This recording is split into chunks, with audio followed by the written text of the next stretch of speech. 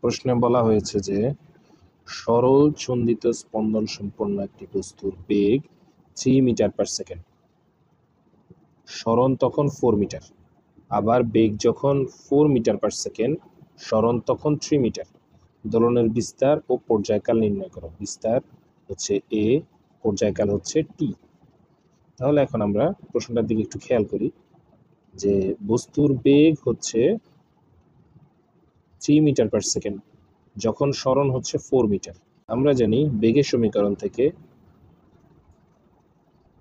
v equal to omega root over a square minus x square. তাহলে বেগ যখন 3 metre per second, সরণ তখন 4 মিটার।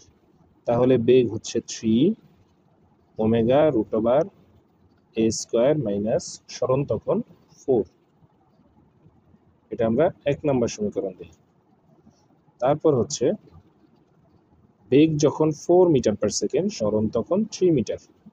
তার মানে আমাদের বেগ হচ্ছে 4 মিটার পার সেকেন্ড এবং সরণ হচ্ছে 3 মিটার।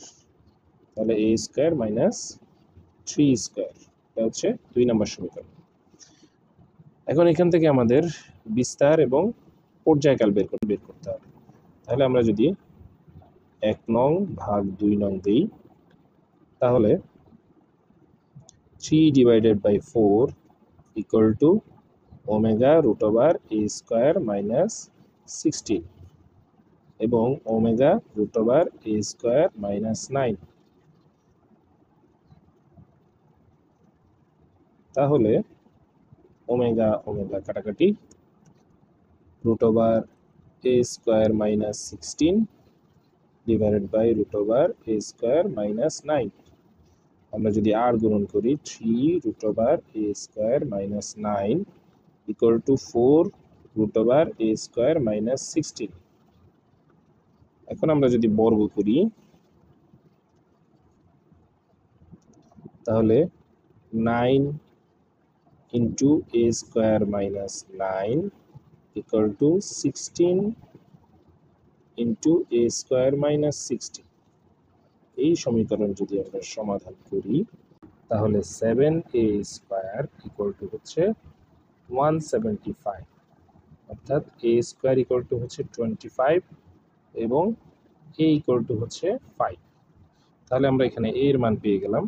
তাহলে আমরা 1 নম্বর সমীকরণে এ এর মান বসাই। v equal to omega root over 5 square minus 60। তাহলে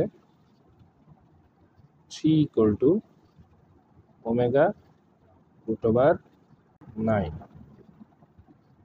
তাহলে 3 equal to omega into 3, that means omega equal to হচ্ছে 1।